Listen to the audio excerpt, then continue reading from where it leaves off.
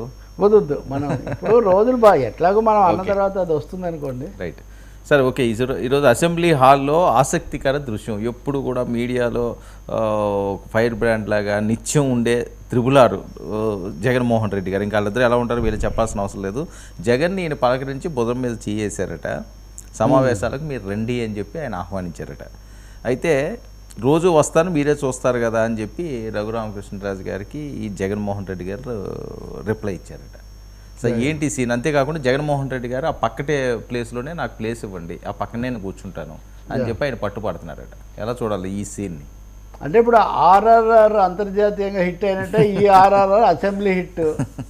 ఈ రోజుకు సంబంధించి మిగతా ఇన్ని విషయాలు, ముఖ్యమంత్రులు, మాజీ ముఖ్యమంత్రులు, పోలీసులు, 4 సింహాలు, అది కూడా ఒక డైలాగే. దాన్ని మించి గ్రాప్ చేసేసారు అటెన్షన్. ఒక్క చర్యతో అటెన్షన్ గ్రాప్ చేయగలిగారు.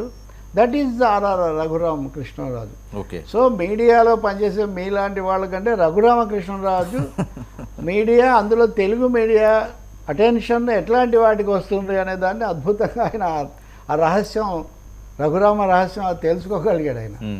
ఇంకా రెండోది అంటారా, దాన్ని మనం అంతగా బిగుసుకుపోయి అంత వేడిగా ఉద్రిక్తతలు పెరిగాయి. కానీ లేకపోతే అంతకుముందు ఆయన ఆ పార్టీ తరఫున ఎంపీ అయ్యాడు, తగాదాలు వచ్చాయి, పోటాడాడు, కొట్టించారు, పోలీస్ స్టేషన్, ఇవన్నీ నడిచాయి అనుకోండి.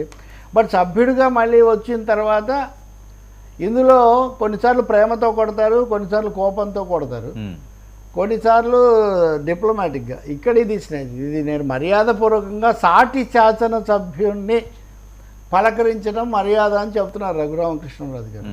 సో తనను శాసించి ఇవన్నీ చేసినటువంటి ఒక ఆయన ముఖ్యమంత్రికి ఇప్పుడు నీకు ఇన్నే తగ్గిపోయాయి, నువ్వు మామూలు చెప్పింది నేను చెప్తాను, శాసనసభ్యుడివి.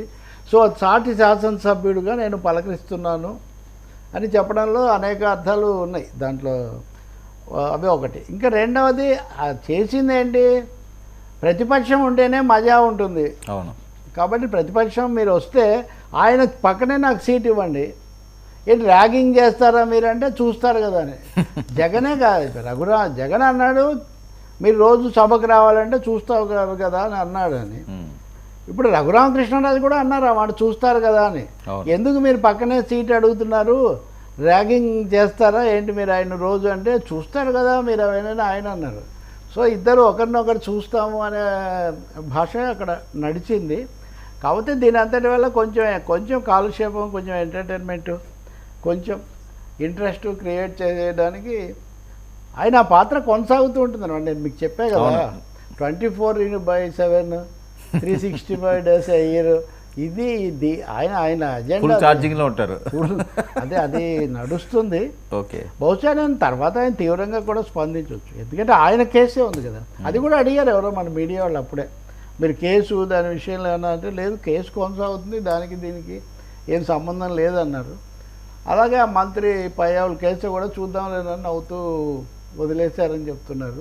నిజానికి ఆ కాసేపట్లోనే ఎంత ఛార్జ్డ్గా ఉంది మన మీడియా అంటే, ఆ కాసేపట్లోనే తెలుగుదేశం వాళ్ళు చాలా ఇదయ్యారు, అసలు ఎందుకు పలకరించాడని ఒక విధమైన దీనికి గురయ్యారని కూడా హెడ్డింగ్ అన్నారు. నెక్స్ట్ వైసీపీ వాళ్ళు అది హఠాత్ పరిణామానికి షాక్ అయ్యారని అది వాళ్ళు. సార్ వీళ్ళెవ్వరు అంత సులభంగా షాక్ అవ్వరు సార్, వీళ్ళంతా పండిపోయిన వాళ్ళు, ఆరితేరిన వాళ్ళు, హద్దులు మీరిన వాళ్ళు, అన్నీ చూసిన వాళ్ళే వీళ్ళు, ఎవరు అంత ఇదేం కారు. నిజానికి నా ఉద్దేశంలో సీరియస్ టాపిక్స్ లేకుండా కొత్త ప్రభుత్వం వచ్చాక దాని అజెండా, కేంద్ర బడ్జెట్లో ఏముండాలి, రేపు రాష్ట్ర బడ్జెట్లో ఏముండాలి, విధానపరమైన అంశాలు ఏంటి, గవర్నర్ ఏం పెద్దగా చెప్పలేదు విధానపరమైన అంశాలు, అవి వదిలేసి ఆయన పోలీసులు ఏమన్నారు, ఈయన ఆయనతో షేక్ హ్యాండ్ చేస్తే ఏం జరిగింది, వీటన్నిటితో షేక్ అయ్యేదేం ఉండదు రాదు పరిస్థితి. వాస్తవ పరిస్థితుల మీద ఎక్కువ దృష్టి పెట్టాలి. సో ఏదైనప్పటికీ కూడా కొద్దిగా హీట్గానే ఉంటుంది, చాలా ఉంటాయి. ఆంధ్రప్రదేశ్లోనే కాదు, అమరావతిలోనే కాదు, హస్తినాపురంలో కూడా ఇలాగే ఉండబోతుంది. హస్తినాపురంలో ఎవరికెవరు అన్న ఒక పద్ధతిలో వాళ్ళు తమది ఎట్లాగో అక్కడ, ఇక్కడికంటే అక్కడ ఫోకస్ ఎక్కువ ఉంటుందని మీరు ఆ స్టోరీ కూడా చూసుంటారు. వైసీపీ వాళ్ళు జాతీయ మీడియాని మేనేజ్ చేశారు, అక్కడైతే ఎక్కువ ఫోకస్ వస్తుంది కాబట్టి అక్కడ ఎక్కువ పెడుతున్నారని ఒక కథ ఉదాహరణ. అందుకని అది వరకు మీడియా మేనేజ్మెంట్ అన్నది చంద్రబాబు గారి టర్మం కదా, అది వరకు మీడియా మేనేజ్మెంట్లో మనం వీకు, చంద్రబాబు స్ట్రాంగ్ అన్నది వైసీపీ వాళ్ళు ఒప్పుకున్నారు. మిగతా అన్ని విషయాల్లో ఒప్పుకోకపోయినా ఒక్కటి కాబట్టి ఢిల్లీలో అయితే ఏదైనా కొంచెం చేయొచ్చు, కొంత ఫోకస్ వస్తుంది అని వాళ్ళల్లో కొంత ఒక ఆలోచన కూడా ఉందంటారు. ఏదైనా కేంద్రం ఎందుకు స్పందిస్తుందండి? మీరు ఇందాక అన్నట్టు వాళ్ళ ప్రభుత్వం అక్కడ ఉంది, ఇక్కడ ఉంది వాళ్ళ ప్రభుత్వం. కాకపోతే అందరి ఓట్లు తెచ్చుకోవాలి, ఉపరాష్ట్రపతి రాష్ట్రపతి ఎన్నికలు బిల్లులు ఆమోదించుకోవడానికని ఆ రీత్యా వాళ్ళు కొంత డబుల్ డిప్లొమసీ వాళ్ళు ప్రయోగించే అవకాశం మాత్రం ఉంది. అది జరుగుతుంది. ఓకే సార్, రఘురామకృష్ణరాజు గారు ఉండి లేకపోతే పవన్ కళ్యాణ్ గారు లేదా చంద్రబాబు నాయుడు గారు గతంలో ఆ ద్వేషాలు